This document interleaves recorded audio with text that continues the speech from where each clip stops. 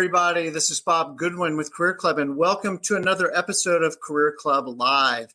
For those of you who are not familiar with Career Club, please check us out at career.club. Today's episode is being brought to you by our newest service that we call Next Placement, which is our innovation in the outplacement space, where we're bringing a more people-centered, empathetic approach to supporting transitioning colleagues.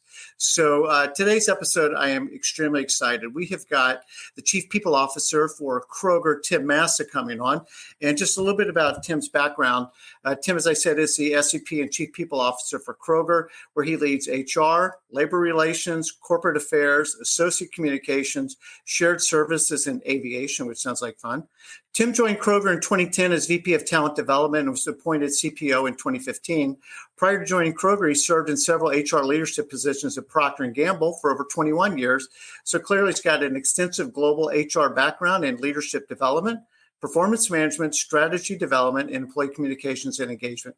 Tim got his bachelor's degree in marketing communications from the University of Dayton. Go Flyers. And with that, Tim, welcome. Hey, Bob. How about those Flyers? Thank you for the shout out. Good to be with you. Come on. It's so nice to see you. Thank you so much for joining us for a few minutes.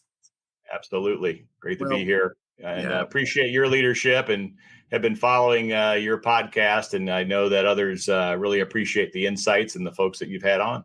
Well, thank you so much for saying that. And it's having people like you, Tim, that makes the podcast work. So again, knowing that you guys are staying super busy. How many associates do you guys have? Right now, Bob, we're just under 450,000 and across 35 states. But we hope with a pending merger that we're engaged with now with the Albertsons company, we'll see that number rise to over 700,000. And we'll be in 48 states, hopefully one day. Well, I hope that everything goes smoothly and as you guys wish that it would. But all that to say, those are really big numbers, and we know you're staying super busy. Thank you. As is our want to do, we like to just ask a couple icebreaker questions. So we've already determined you went to Dayton. So again, go Flyers. Where were you born and raised? Are you a local boy? I am here, born in Cincinnati. You know, in Cincinnati, it's it's either what high school you went to and what side of the town did you grow up in. So I was a West Side kid.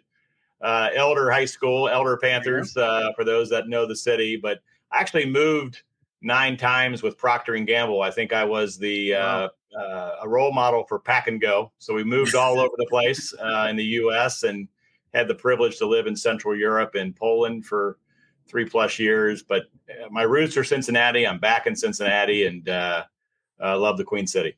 Yeah. And you're right. That's how we know to ask what high school that you went to, because that is how we identify, or as you said, what side of town. So right. just a little bit about your family, Tim. Absolutely. Met my wife, Lisa, first day of college at Dayton. She was from Atlanta. Her parents had gone to Dayton, and she was the only kid from Georgia, 35 years ago. Mm-hmm. And I have 2 beautiful daughters. Mallory lives in Dallas. She's in advertising. And Morgan's in New York, and she's a financial analyst in private wealth with JP Morgan. So awesome. They're doing great. And with all the moves, a number of them were before they were born, or they don't remember them, but they do remember Poland and Europe. And I think those moves helped shape who they are today and their change adaptability that they've done. We've got a daughter that lives in Norway, and all of our kids have traveled pretty extensively, and it's a big world, and people are interesting, and cultures are interesting, and your daughters are very fortunate to have been able to get more perspective. Yeah, likewise, Bob. That's great. Yep, very fortunate. So we did a little bit about your career arc. So we know you did a long couple decades at Procter, and then at Kroger. So I'm very jealous of your time. So I want to be expedient here, but what do we find you doing when you're not HR stuff at Kroger? What are the hobbies, passions that you like to do? Well, Lisa and I love to travel. I'd love to go to Dallas and New York, where both our daughters are located. So they're great cities to visit. I do a lot of, I love Napa Valley. We just got back from a week out there a few weeks ago. We have friends out there. I love the wine country. I love the farming aspect. And going into small vineyards and understanding how they produce wine, the business side of winemaking and the family tradition and generations. I get a lot out of that. And I find myself most relaxed in that setting. I love that. I love that part of the country. In addition, we do a lot of charity work. I serve on our zoo board here, voted the best zoo in America, and Really is. do a lot of foundational work that's geared toward children that are in poverty or homeless, and trying to help folks get a second chance that we call a new beginning. Maybe they had ran into a problem, but helping them get themselves back on their feet and thriving. So spent a lot of time in those spaces. My wife runs Dress for Success here in Cincinnati, another great volunteer firm, and helping people get back on their feet and start a career. Well, we'll get into diversity in a little bit, but just sort of the diversity of the talent pool and increasing the size of opportunity for people that might come from a non-standard or non-traditional background is huge. And companies that, in my view, are smart enough to open up their eyes and see the possibilities, are going to be the winners, I believe. Absolutely. So just to start off, and this is kind of pretty high level, but I love your all's mission statement of feeding the human spirit. Right. And that's such a powerful statement on so many levels. Obviously it works, kind of on a few different levels, but can you just provide a bit of an overview for listeners who aren't familiar with it, what it means and how you see it being lived out in the Kroger culture? Absolutely, Bob. It is, we're very proud of our purpose. And when we think about feeding the human spirit, it really is one customer, and we call our employees associates, one associate at a time. We find that an individual who loses a loved one, the first place they go to for comfort is their grocery store, because it's comfortable, it's knowing. And our goal is we want to try to provide uplift. We want to make the customer's day a little bit brighter. Could be a single mom. It could be somebody taking care of an elderly parent. It could be picking up a birthday cake or a graduation cake or flowers from one of our floral departments for a wedding. We're trying to brighten somebody's day and feed. Again, we're in the food business. When you think of food, we want you to think of Kroger and our banners out there across the country. But it really is about making your day a little bit better. And we always talk to our associates that they underestimate the impact they have on each other and on customers. And when you help somebody have a good day, you in turn have a good day. So, we talk a lot about creating an awesome customer experience. We have 11 million customers that walk through our doors every day physically, and over 4 million customers that shop us online every day. And when you think of the impact that you can do every day, our associates have a chance to make somebody's day better. We also want to have and create an awesome associate experience. And so the strategy, our go-to-market strategy to serve the customer and to enable our associates is really, it's foundational to really feed your spirit and to make it a little bit better.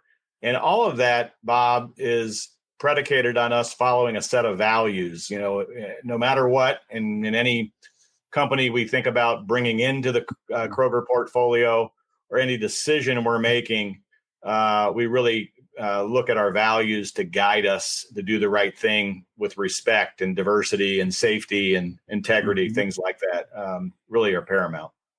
Well, you make me think about, it's interesting because on a physical level, as you said, you guys are in the food business, like you're nourishing bodies, but everybody who walks in that store, would you say 11 million people walk in a physical store every day? Yes. Are having 11 million different kinds of days.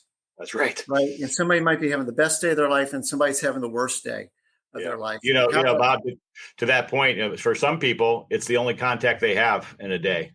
And I remember our Mariano's business in Chicago created instead of self-checkout, I want to see the cashier, but I want the line to be slower. So I want to be able to, I want to read the magazine, and I want to take my time talking to the cashier versus, how do I get in and out of there fast? There's others that, hey, I want to do it on my phone. I want to bag my own groceries and I want to get out. But regardless, everybody comes in with something in their lives, and we're trying to just, again, meet their needs, and we want to have them come back. is the expectation. Yeah, we had the opportunity to speak with Ed Bastian, the CEO of Delta, last month, and as I think you know, terrific man, a mentor. I love that man. Guidance is terrific. He's amazing, but their whole model is based on taking care of the frontline associates, because that's who's taking care of your customer. Absolutely. And if you get the order of operations right, take care of your associates who are taking care of your customers. By definition, your stakeholders. That's right. Which allows you to keep investing in the business in that virtuous circle that creates. So well said. Just flew with them recently, and on my seat was "Thank you for your business." Personalized card that the flight attendant wrote. While we were flying. It was that's just those little touches. You'll remember those things. Yeah, well, as a Cincinnati and somebody who is in Kroger a lot, I see that we live out in Mainville, and sure. There's a lady named Peggy who has been at that store. Well, right. We've lived in Cincinnati for 20 plus years. Right. When she sees me, she smiles at me. She knows my name. She calls me by name. I'm always kind of looking for her. That's great. Yeah, that's it. I have a friend at the Kroger. Yeah, a lot of customers look in line for their Peggy, and that's your Kroger that you're going to, right? Exactly. Yeah. We're going to talk diversity in a minute, and I've got another associate who I'm quite fond of. So, again, kind of bringing this into maybe more of an HR functional conversation. Historically, HR, has been a lot about procedures, compliance, risk avoidance, things like that.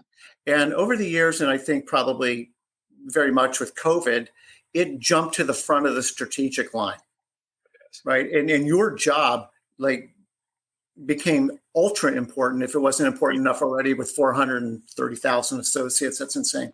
But how do you see HR at Kroger becoming more strategic? How has it become more strategic?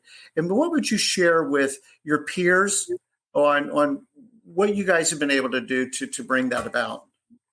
Well, you said it very well, Bob. And I think what we've learned, especially over these past 3 years with COVID, with the social injustice that we saw, and we took a very active stand in trying to be proactive in returning America to work, and also taking a stand on a framework for respect and appreciation and inclusion for all. And one of the things we realized is that the people strategy and the people priorities are a leader-led initiative. They're leader-led expectations.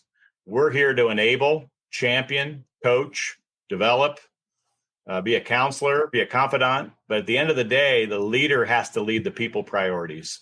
So we talk a lot about how do we go after and attract, develop, and retain our associates. We hire over 200,000 folks a year. We get over 3 million applications a year. And that has to happen through the leader taking an active role, just like they own profit and loss, and they own the products on our shelf and the decisions that they make. That's paramount.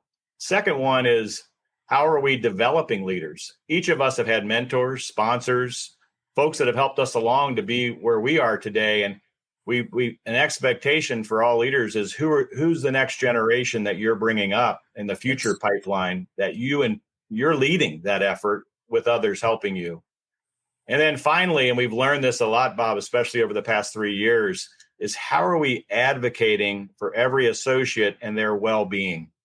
And we've taken a very comprehensive approach that well-being, obviously emotional and the mental toil. And my goodness, are we seeing that today? Our stores, our parking lots, our fuel stations are really an example of society today. Yes. And we have things that are happening in our stores that are, people are acting out in our stores. And it's because it's the town center, if you will. Mm-hmm.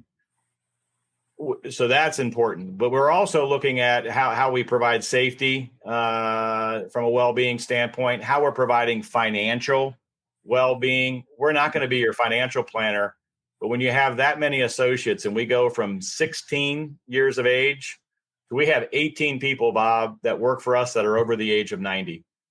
And I thought you were going to say 80. I'm waiting for Tim to say 80. Everybody in between, exactly. And one of the things we've done with a company that's affiliated with Goldman Sachs called ACO is we're providing financial well-being, financial education, how to save for a car, how to save for your first house, how to save for college, et cetera, trying to build skills to be more proficient financially in your life. And importantly, career well-being as well. As an individual understand what they're signing up for, what's expected in a role, how to help upskill and build capabilities.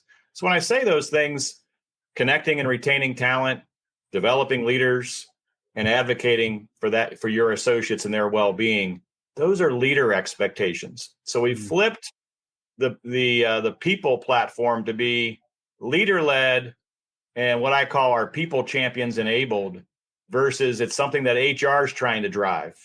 Yes, we're subject matter experts in compensation, and we'll have benefit experts, and we'll have labor relation contracts. But at the end of the day, it all has to be owned and led by our leaders, who then in turn help our associates serve our customers. And the more we can do that and take the mystique away, or that, hey, make the problem go away, or you have to enroll and be a part of it. And we want to equip you all with the guys that you're a general manager. You have financial understanding, you have data and technical understanding, and you have people understanding. And that's what we're trying to really focus on, is to create general managers, and how we're a big part of that three-legged stool.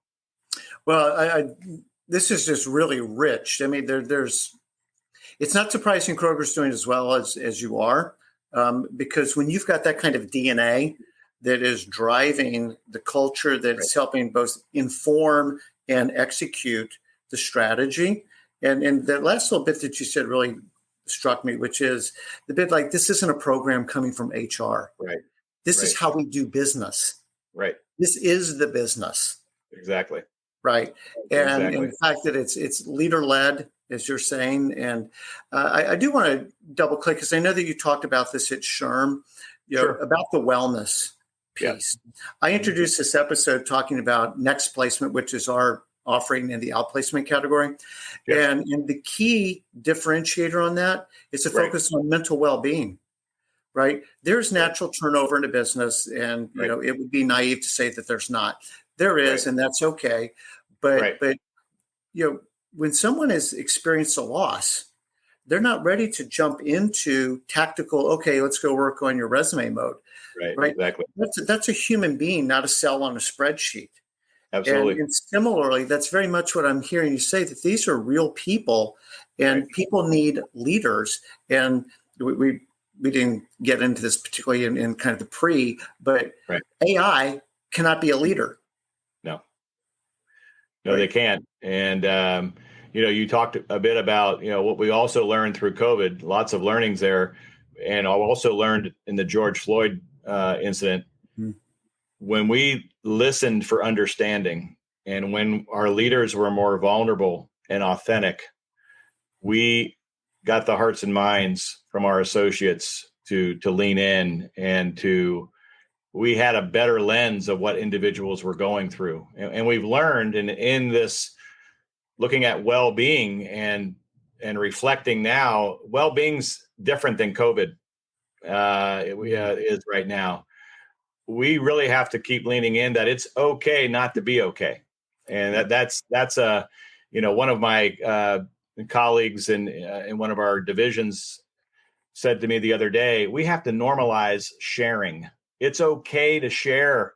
I don't know what I don't know. So, it was before it was, hey, let's try to dot all the I's and cross all the T's before we bring you a problem. I think in today's environment, just like COVID, there was no playbook. We got together every day at 11 o'clock around, with the leaders around the country. We were an essential business. Our stores stayed open. Our pharmacies stayed open. We had to get product, to the stores, and we didn't have solutions. And I think that's today. We have to have that same sense of urgency that a sign of strength is asking for help. And I think that's it's a new piece. I follow Gary Burnison a lot, the CEO of Korn Ferry, and he talks about the 5 graces. And you gotta have courage, and you gotta raise your hand and you gotta have empathy. and still you got to make decisions, but you have to be listening for understanding versus listening to debate or listening to defend. And I think we're trying to, and we don't have to have all the answers, but I think we need to be much more authentic with our talent base, because they're going through a lot, and we want them to believe that they can be their genuine, authentic selves. And we've always provided flexibility. I think every company's provided flexibility, and we're in this debate of, are you in an office or flexible, et cetera? I think we have to balance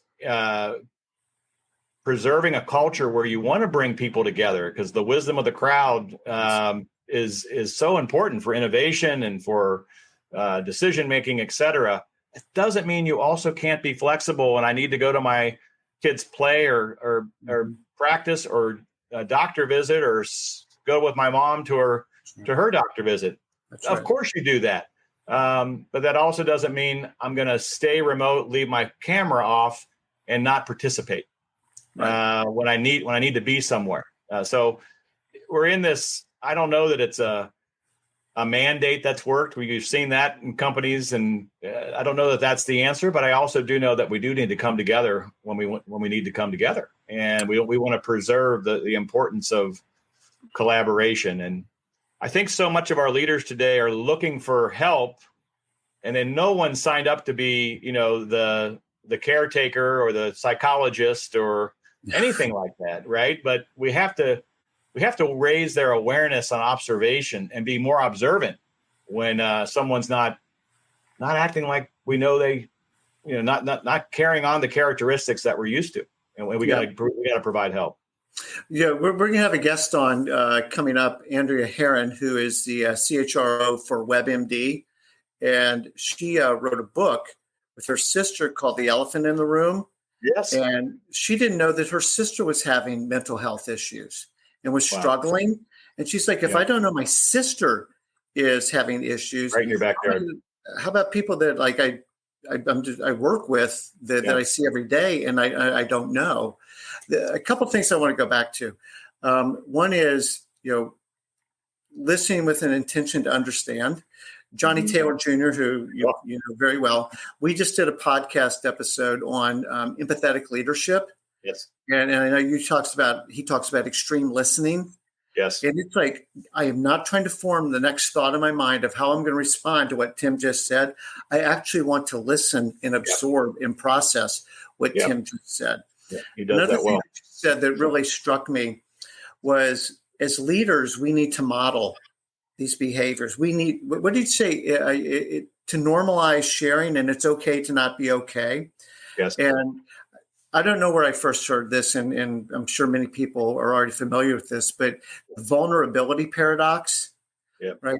And one of the qualities that people most admire in other people is when they're being vulnerable and they tell the truth and they share, like, I'm not okay today. Yes. But it's the paradox is we love that in other people, but it's a thing that often we're the most afraid to give. That's right. Right. So once you can, and then so to your point about the 5 graces, then it takes courage to kind of break through that fear of being authentic. Mm-hmm. Mm-hmm. But when you can do that with a team, it is amazing how they flourish. It really is, Bob. And that's, I think folks they will go through a wall for you. And also, I think picking up when you're listening for understanding without prying into their personal situation, you'll pick up things and then asking about those things. I really tried on each of my 16 direct reports. I try to know something about them, or a trip they're going on, or, what's going on with a parent or a child or their dog or a sister, or so whatever is important to them. I think that's the piece. And you're not going to remember everything, and nor do you need to be best friends, but you do need to show interest. I mean, these are folks that you spend more time with than your family in many regards, and that you call on for pieces. I heard recently at an HRPA group with fellow HR officers that I'm a part of. Priya Parker, who wrote a book called The Art of Gathering. I encourage you and others to, I think she's on to something about being intentional on when you gather. And, she talked about a dinner party. And when she invites somebody to a dinner party, she's in the first 5 minutes of that dinner party, make or break, whether it's an informal gathering or you're sitting at a table. And she goes out of her way to be intentional of why Bob is at my dinner party. And you can do it in a lot of different ways, but why am I here? And why am I with this group? And he talks about the power of, invitation. And I think in today's environment, where people are got so many options, and are really trying to protect their time. How do we ensure that we're intentional about when we need to come together? It's fascinating, and I think it's a form of listening. If we're more intentional on, if I'm telling you to come into office, then you sit in your workstation or your office and don't talk to anybody all day. What does that do for us? Versus let's come together. I see a lot of my colleagues now that do one-on-ones by walking around the city. They do, it's because they want to get out. Yep. They see somebody they haven't seen, but they feel energized. And not that you can do that for everything, but they're just trying to get ways to drive collaboration. I think when you can connect with people, and they know that you genuinely want to understand them and connect with them as a human being, not just a work producing unit. Yes. That's how you build relationship, and relationship is what builds trust. Because sometimes as leaders, we have to ask people to do something they do that they don't want to do, don't understand why they're being asked, aren't comfortable doing it, are afraid to do it, pick something. But there's some initial resistance. But if I trust Tim, and Tim asks me to do something that I don't really understand, but I do trust Tim has my best interests. Yes. Sure. Like, what else do you want me to do? I'm happy to go do that. But that takes time. And I love your word intentionality. Yes. This has to be intentional. Again, all of this to me kind of roots in authenticity. Mm-hmm. But these have to be authentic behaviors. I can fake some of it, but people pick up on that pretty quickly. Absolutely. And I think in today's environment, I think people are, my youngest daughter has no filter, she says whatever's on her mind, and I think today's environment, there's no filter. There's more and more situations where there's no filter. Okay. I want to pivot into diversity for a minute, if you don't mind. Sure. You guys recently achieved the top score on the Diversity Equality Index. Yes. Can you explain to people super quick what that is? And then I want to just dive into diversity. Yeah, but as we look at our workforce, it's really practices and initiatives we have in place where we're giving where every associate has the ability to succeed, and it's really what are our policies and benefits in place that we employ a lot of individuals with special needs. Our benefits are contemporary across all demographics. And interests. And we really look to see, we're doing a lot in the neuroscience arena as well. So again, your point earlier, Bob, about how are we finding new avenues for talent, and then in turn, how are we helping them lead productive lives? And, one of the things we're very proud of is we have over 100 associate resource groups. One of them is called Our Abilities. Yes. And those are individuals that may have sensory issues or cognitive issues or other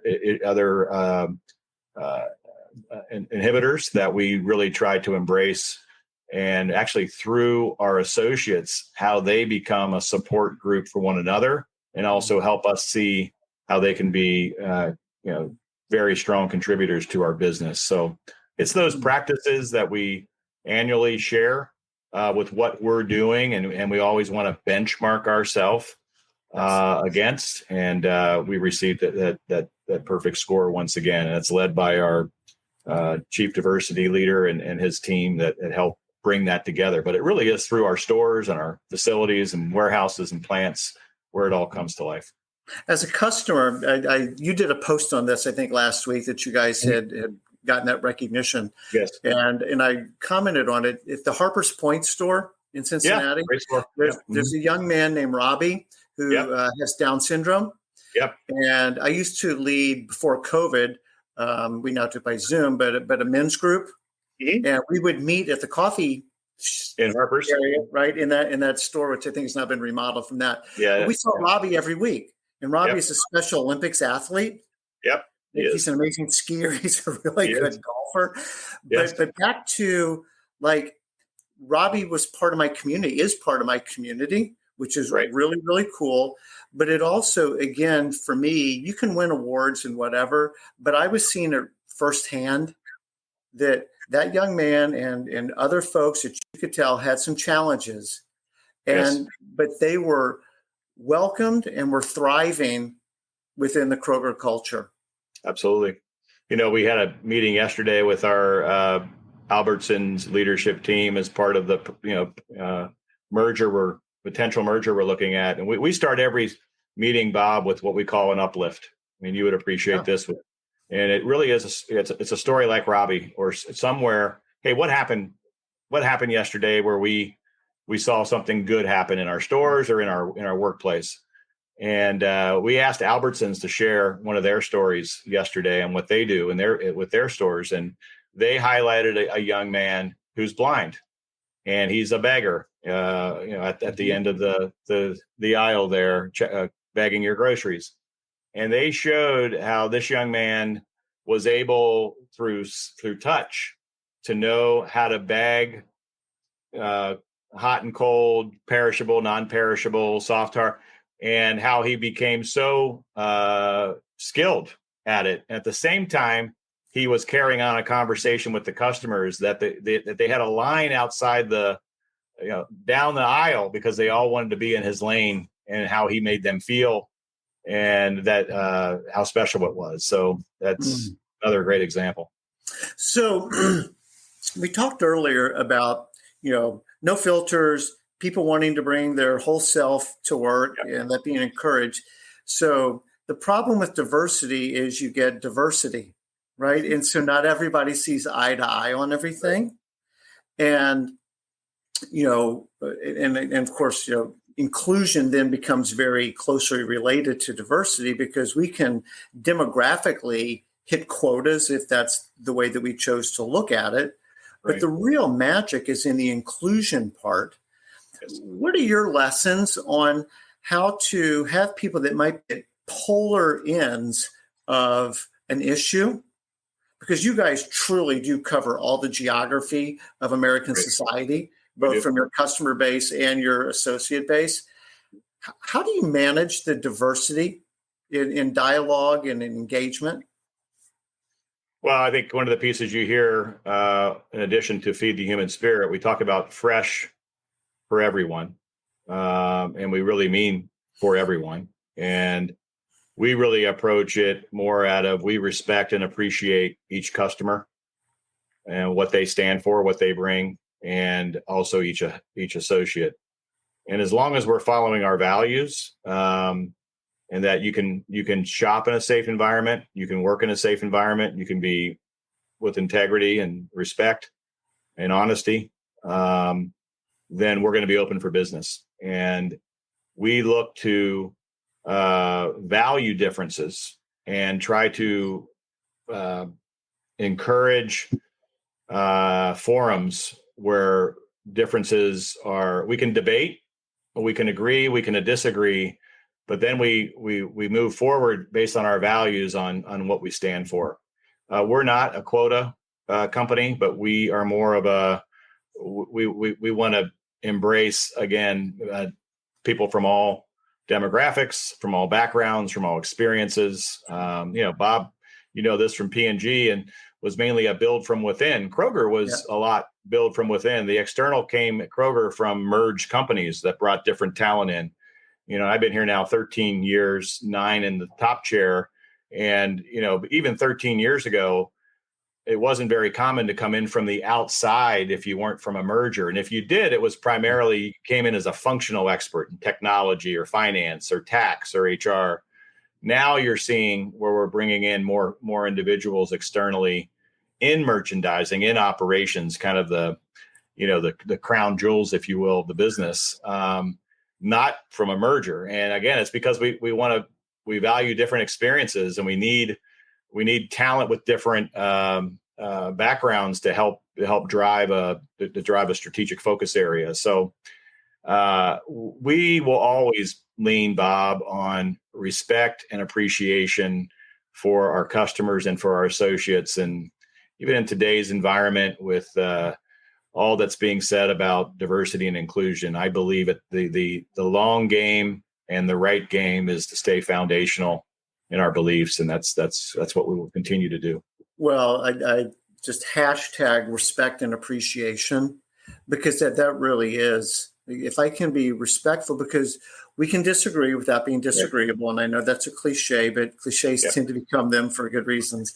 But honestly, like being respectful, right, and appreciating, even though I don't completely understand where you're coming from, Tim, or why you're taking that position.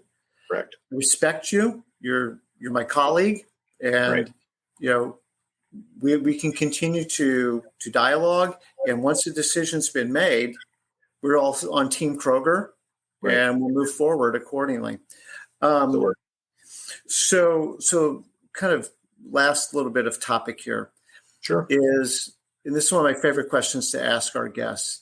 When you think about you're interviewing somebody to come join the team, and maybe this is a good example that you just gave, somebody who comes from outside of Kroger, so they're not already imbued in Krogerness. Is that a word? What are the character qualities? What are the attributes that you're looking for in new associates? Number one, I think in today's environment, you have to be a collaborator. My boss, my chairman and CEO, Roddy McMullen, just celebrated his 45th year yesterday. Wow. Always says that no one, and especially since COVID, Bob, no one can solve anything on their own. And if you're sitting in a room with a bunch of colleagues that are in the same function or the same role or the same profession, you don't have a tenth of the solution, because today's environment requires so much cross-functional insight and different perspectives. And that's, again, back to that general manager piece. You can't just look at it from a finance view or from a people view or a marketing view. But when you bring it all together, I can help influence the message we want to share about the company, and how we grow and how we save money and make money, that type of thing. So I do think collaboration and being able to collaborate across different areas of the business. And, I truly believe, maybe not in my lifetime, Bob, been at it for a while, but I think functions go away. And I think it's more about teams, working teams, that individuals bring skills and capabilities. And it's kind of like, Houston, we have a problem when you bring people in a room. How do we solve it? Yes, you'll have individual contributors that we need to, solve Friday's payroll and experts. But by and large, I think collaboration is going to be key. Other piece we look for, Bob, is we get knocked for this sometimes, but we are humble, and we appreciate humbleness. We want you to be self-confident, but also we believe being humble allows you to be more open, that you're always learning and there's always a better idea, and that you're curious, that you want to continue to learn. And I think individuals, I rarely state, my days at Procter & Gamble, we did X, Y, Z. Of course, I'm blessed with 21 years, just like your time there. That will always be, a foundation that I'll forever be grateful for. But I don't lead with Procter & Gamble. I lead from my experience, or seeking to understand and pulling from Procter's purpose values. They're the same as, they were similar values to what I'm doing here. So again, value-driven, principle-driven. Those are also some of the areas we look for. And someone who's a team player. I mean, someone who, wants to, again, be part of something bigger. And finally, we're in the food business. We're not asking you to be the best cook, but you got to like food, or you got to like selling. You got to help making people's day. And, we always say that it's not about the price of wine. A good bottle of wine is who you share it with. And if that's a great experience. It's, you remember the experience. It's not about how expensive that bottle of wine was, but boy, I remember having a great meal with Bob, and that dinner will stick in my memory.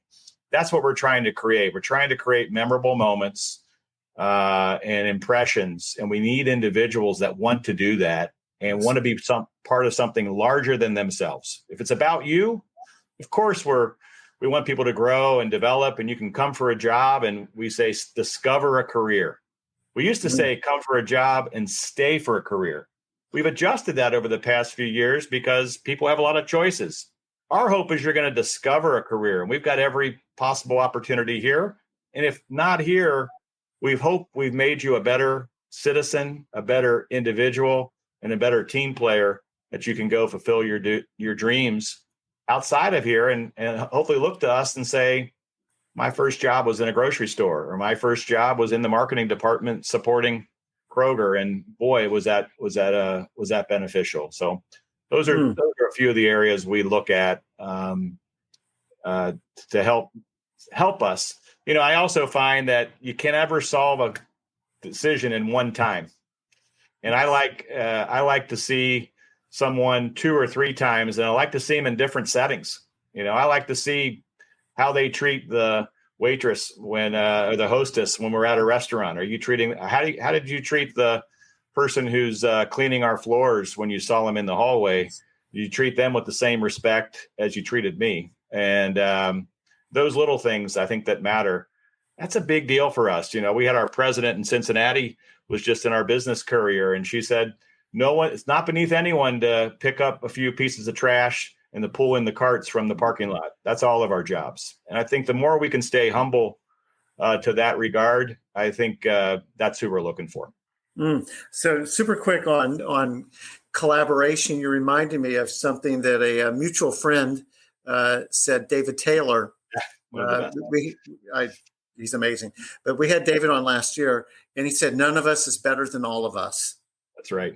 And that is just like tattooed in my brain, that none of us is better than all of us. The other thing, just to pick up very quickly on something that you said that is something I've learned here over the past few months, is this idea of being okay that your career may not be with us forever. Right. But our relationship extends beyond your employment dates. That's right. That's a big idea. And that's a fairly radical change from, well, okay, you don't work here anymore, so we don't have a whole lot to talk about, versus boomerangs, alumni network. You might go be working now for a supplier or somebody else that's part of our ecosystem, which would not be unlikely, right? Because you're probably going to land in an adjacent industry, and really seeing the relationship beyond employment dates.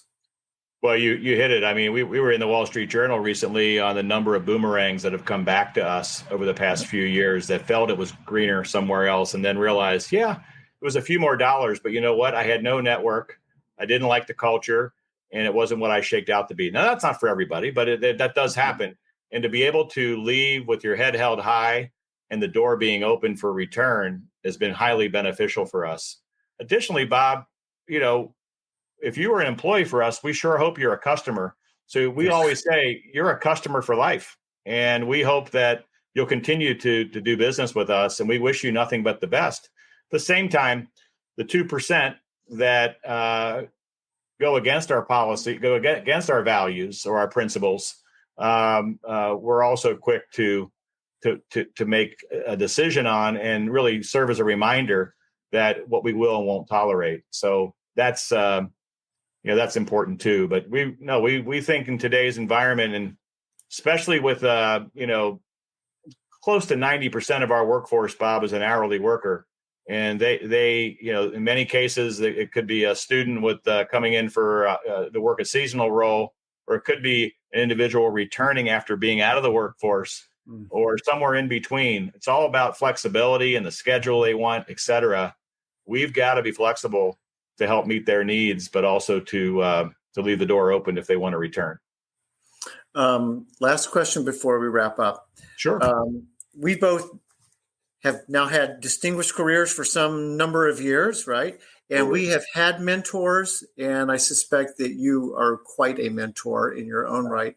But how would you talk about the role of mentors in your career and mentoring? Well, I will, like you, Bob. I mean, you're an ambassador and a role model for this whole profession. But I look back on the individuals, and I think about my time at P&G. It really is. It's a journey, and it's not a race. And where times where you were disappointed, or I was disappointed with, why wasn't I considered for this? And I hearken back to those mentors that would say it's a long game, and you're right where you need to be. And some of the best advice I ever received that I use with my team, and they'll say it at my funeral, is bloom where you're planted. And I think if you can focus on being present and focus on, not that you're not interested in what could be possible, but if you focus on the team you have, the areas you're supposed to focus on, and also to eat the meal that you're cooking. And that means you got to sit around for a little bit. It's not flash in the pan where I'm here for 12, 18 months and keep moving on, and I don't experience that.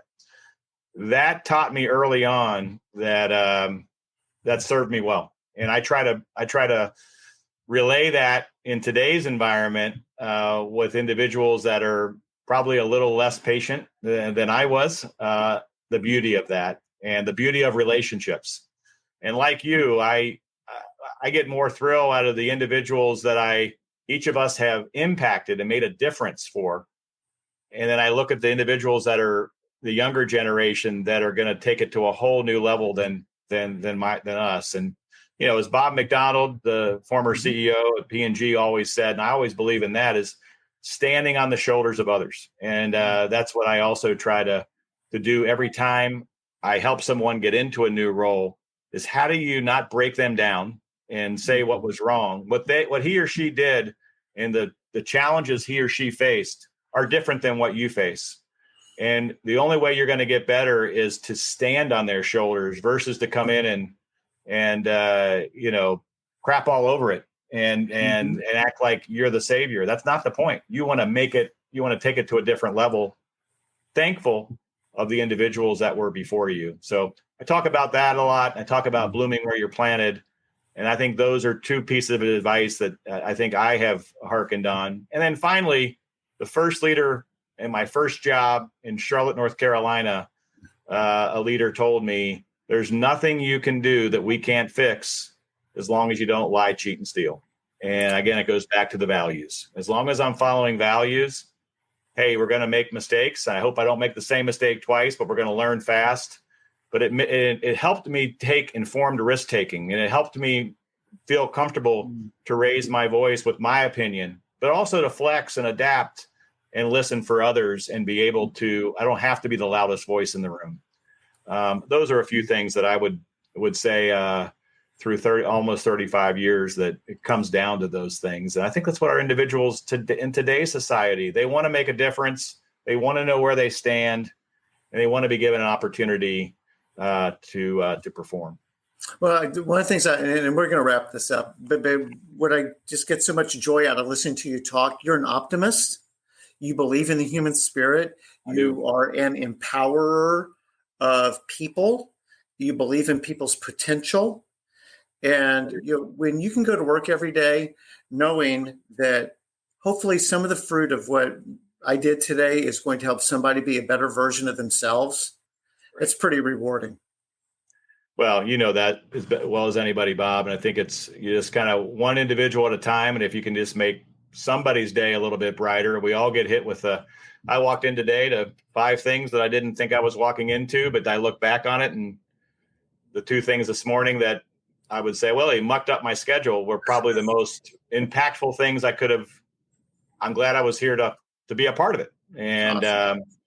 So I think you're right. And this is means the world to me. I needed this exchange. You've got a wonderful thing going, and I wish you nothing but the best with your future guests. And if there's anything else I can ever do to help repay or serve you, I would be honored. Well, I think that probably would include allow me to buy you a nice glass of wine someplace. So We'll, yes, we'll do that.